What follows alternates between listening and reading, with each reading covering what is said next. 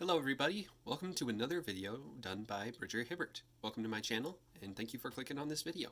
I just want to say thank you so much to all of those who have been supporting my project, the LEGO Wheel of Time. I believe that it's at 190 supporters, and it has about 115 days left, if I remember correctly.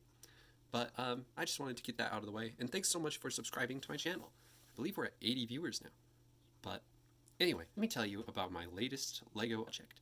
Something that I like a whole lot more than Lego building is obviously things like reading and video games. And I wonder what would happen if you tried to combine a good story with a Lego set of an already existing video game. There are all kinds of video games that I like, involving like Spider-Man 3 or Star Wars 2, The Force Unleashed, and even Lego Star Wars The Complete Saga.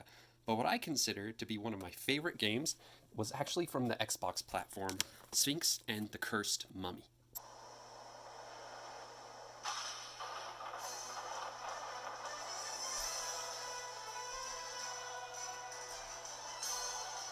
Despite its old age animation and its kind of cartoony characters, Sphinx and the Cursed Mummy is a really fun 3D adventure game which helps you solve puzzles and switch between different characters so that you can solve different mysteries and find many different treasures and artifacts so that you may be able to go through the game.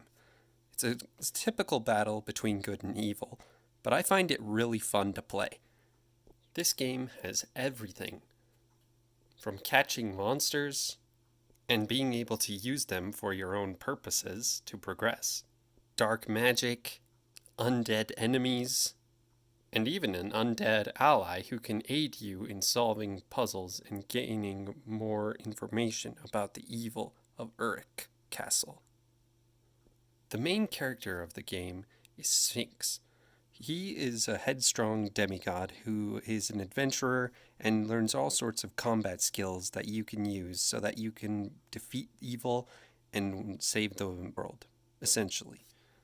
The other character you play is Tutankhamun, a kind of lanky prince who does a lot of sneaking around. But when you're an undead mummy, you don't really have to worry about all the different traps that may await you.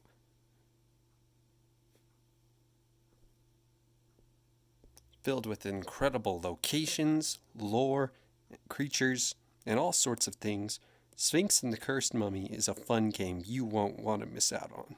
I've actually drawn pictures of what the minifigures could look like, based off of what they look like in-game.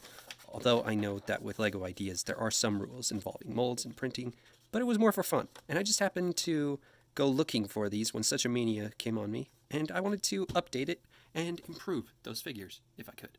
My first prototype was based on if Sphinx was to be incorporated into LEGO Dimensions, and it was in fact the Portal God. In the game, the Portal God allows for transport. It's not really alive, but it's more like a piece of technology. It does, in a way, accept offerings for transportation, where you have a character stand on this platform, and then the Portal God will move and summon like a ball of fire that zaps down and turns it and swallows it. You saw it in the game. But I just chose this mostly because it was so neutral as a set, in that it doesn't have to be a specific location. It allows for builders to have this idea that maybe Sphinx can cross over into other worlds where there's a portal god. And to be fair, there are very few builds that I'm actually really proud of, and this definitely is one of them. I don't really build humanoid faces like this, and it was just a real challenge trying to get that shape, like with the open jaw and then the nemes that surrounds it, or this idea of having the eyes and the eyebrows. I just really was happy with how this turned out. Now, it does have a flaw, which, as you can tell, it is kind of on a weak hinge point, which makes it kind of heavy in the front, and it's fallen forward. But that's part of the functionality. Here is actually a trigger for light brick, which actually replicates that moment in the game where you can have a character be summoned through that ball of fire. I didn't do it for the eyes because, quite frankly, I have only one light brick in my entire collection. I have a sound brick, but it wouldn't have been relevant to this. But this was really fun to build. Just to kind of show the back, kind of how that works. I decided to kind of try to continue the back with the whole necklace thing. There's just a gap there. I don't know if I want to put something there or not, but I think it looks pretty good on the front. The back I used these horns from Umarak the Hunter from Bionicle because I didn't have enough gold ones to line it up. Yeah, and much more of a challenge to build with what you have rather than build with the intent of what you don't have, if that makes sense. But yeah, there's 3 different spines, and as far as functionality, that's pretty much it as far as basics. However, it does have a lot of other little Easter eggs which kind of delve deeper into the lore of this game. But real fast, if I can, I'm going to just see if I can remove the head to kind of show you how that was built. Like a usual ball joint, you just have this black clip, and you stick it in. And it fits pretty well. Doesn't seem to break like old Bionicle pieces, so there we go. Now is the portal god. This right here represents the little sacred statues. In-game, what happens is as Sphinx or the Mummy, you can find these statues and save your progress. That's one of the different things about this game. It's not like it saves as you progress, like say Lego Star Wars, where you complete a level and it saves automatically. You have to actually find one of these and save it. And right here is a portal amulet, a warping amulet, if I want to be correct. Just trying to reflect that concept of how you use these in order to teleport to different areas. And then I also added for this a special Sphinx chest. Okay, to be fair, it's really not that special. It's just a bunch of pieces on it. But to me, this is kind of what is represented by the game's treasure chests. Very decorated, very fine. I used a pin stud piece that's gold, so I could create that fancy little emblem on the top. I forgot that I wanted to show how this arm was built, so that you can see these studs that are on the side of a brick. And here's just a closer look. I really wanted to get the impression of tendons, although when I look at it like this, it reminds me of a Thanos' bust from the Infinity War. Like you could add the Infinity Stones here or something. I don't know. But yeah, it was just kind of interesting to use these just to kind of represent like the little bits of claw coming out. And what I used for a kind of like model, and also to give a size comparison about how big this thing is, here's the Lego Pharaoh's Quest Sphinx. I even changed the little tops on his ears, but that's beside the point. He's very, he's a little bit larger. I mean, if you include like the antlers and stuff. He also has this little snake decoration, which kind of adds to his height, I guess. But there's a side view perspective. And there you go. Those are the 2, I guess you could say, Lego Sphinxes I have in my collection. Speaking of Sphinx, let's get to the minifigures. So we have 5 minifigures, starting from left to right. We have Imhotep, Sphinx's master, Sphinx, the Mummy, or Tutankhamun, Prince Tutankhamun. Then we have a skull axeman, and then we have a skull worshipper, as well as some small brick-built figures. We have some burbles, which are literally just heads with like a little green helmet. I believe this came from like the Joker Batman Batwing set from 2005. They're the little gas bombs, but that's appropriate for them since burbles explode. Then we have Basket with Canopic Vase, a fire armadillo, and then a skull spider. So even though he may not look too much like his minifigure counterpart, I do think that I accurately was able to catch the character of Sphinx using what available Lego pieces I had. This included tail, which even though in game it would be more like a lion tail since he's like a demigod of the Sphinx. He has the Sword of Osiris, which is made from a black lightsaber hilt. It's put in upside down for the sake of making the blade a little short. Then we have a gold stud with a hole in it, as well as a pink lightsaber. The blade is white, but I was kind of thinking about how lightsabers are kind of like made, and it just kind of had this pink rim. And since most lightsaber Lego, like, I guess to compare this with a lightsaber, this would be blue, and then it's white in the middle. So I decided to stick with the pink idea. His shield is actually Boromir's shield from The Lord of the Rings, with 2 different disc pieces attached. So I chose this shield primarily because of the silver, because this shield, unlike normal shields, it actually is kind of supposed to be more abstract. Like, it doesn't have a handle, really. It's just, it glows in the game. This is actually spider webbing from Harry Potter, but if this was to be blue but with the same kind of printing, I just think that accurately catches what the shield is supposed to look like. I don't know. Like, I've never seen if Lego actually has made like a translucent shield, so that would be really cool to have. But anyway, the hair I mostly chose just because it's a little longer and more balanced as far as, you know, the different frills. He obviously doesn't have like a gold crest for his head, but his face, I chose Mr. Incredibles mostly for the sake of getting that idea of like the printing around the eyes, like that. The Orc Mordor piece actually looks pretty good in comparison. He has bare arms. He has some wraps around his arm. I was thinking of like the Lego Batman Caveman. I ordered. Then the belt and the legs are just like a darker burnt orange. And then this is from Lego Castle, the Wizard, Evil Sorcerer. And then this is a red devil tail, although it would be more like a lion tail. But that would be the hero of this game. Well, the up we have is Tutankhamun, aka the Cursed Mummy. Now, this is actually a pretty interesting minifigure because his color in the game is a little more like a brighter tan, similar to like this color.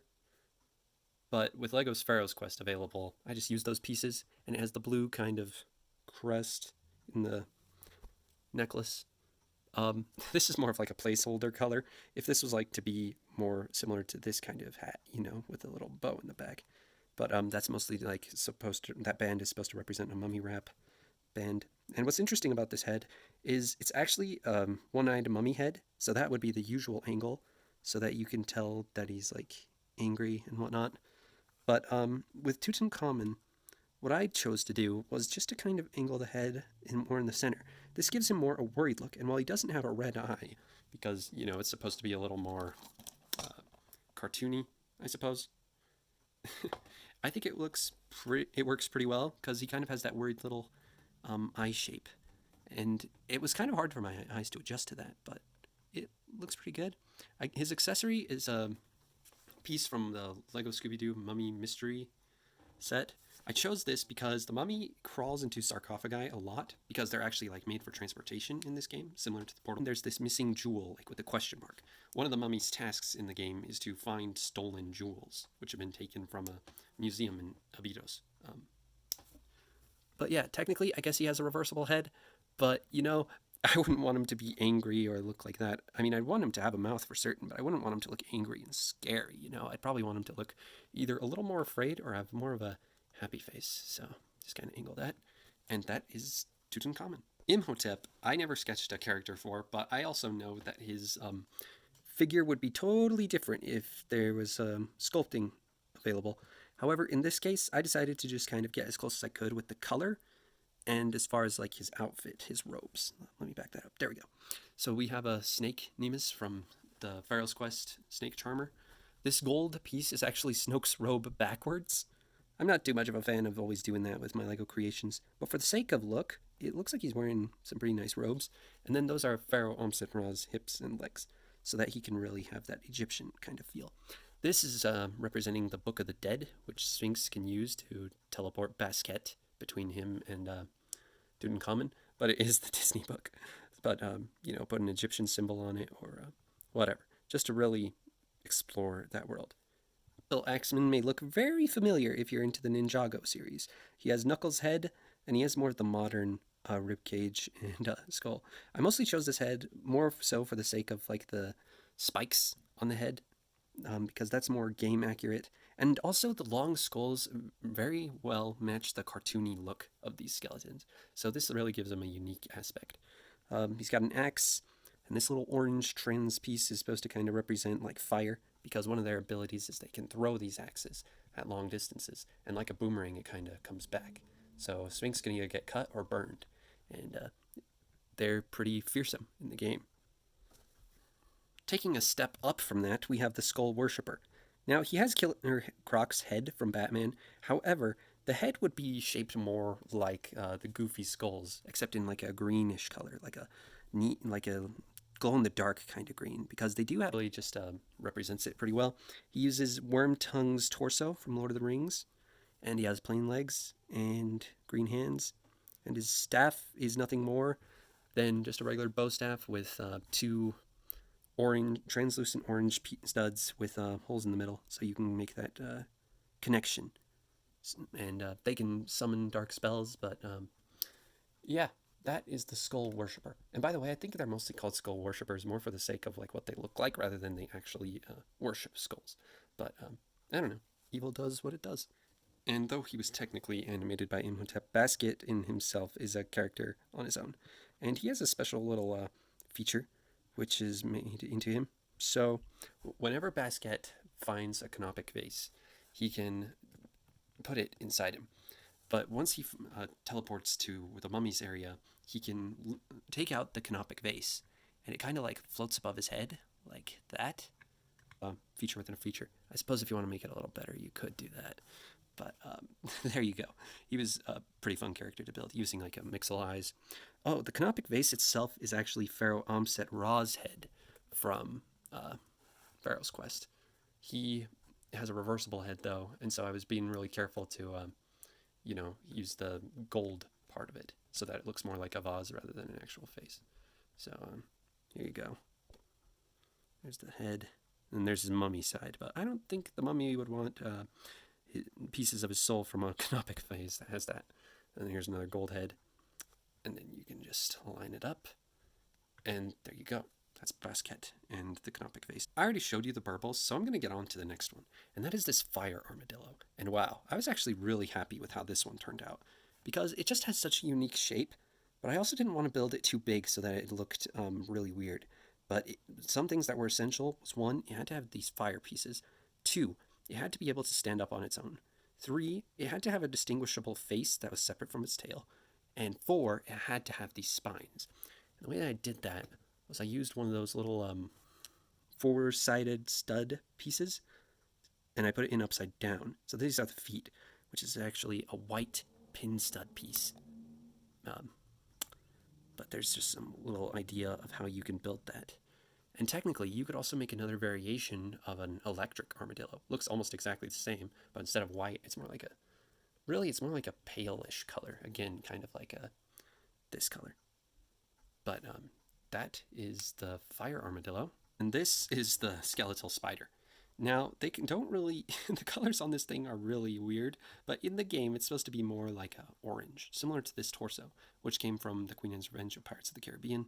I really wanted to be able to get that shape, and so I was able to use one of those special little, they come in the minifigures series. You use them to like pose flying figures off of a minifigure stand. Man, that was really tough. But there you go. It's one of those clear pieces so that you can really have that angle that's needed. And then because this is hollow, you can just slip it in, and then you stick a skull head on.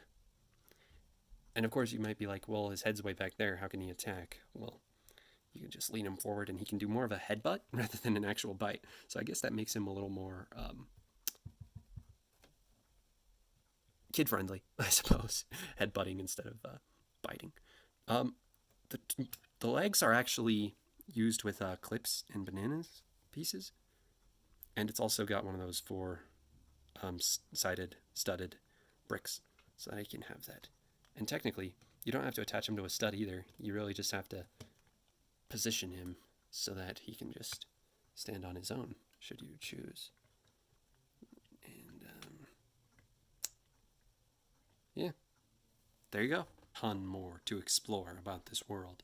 And with the 18th anniversary of the game's release coming up, I thought this would be just a fun little tribute that fans would enjoy.